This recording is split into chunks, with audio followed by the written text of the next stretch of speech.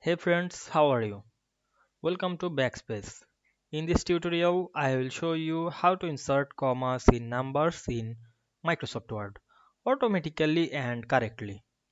Whether you are formatting large values like 1000 or 10,000 or 1 crore or 1 lakh, preparing business reports, academic documents, invoices, or financial data, adding commas makes numbers easier to read and more professional. The quick and easy guide will walk you through every method to ensure your numbers are formatted perfectly in Word. So let's get started. Firstly, you have to open your document. Now I add my comma to this last. Now I am write 10,000 but here not added the comma.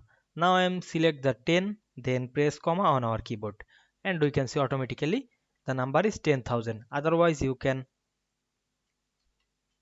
make 1 lakh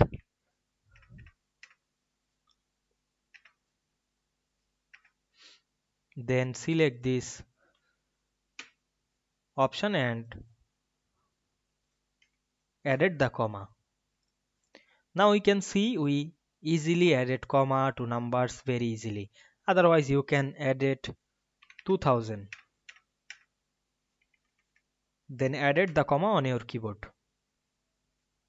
Otherwise you can add it comma to any text.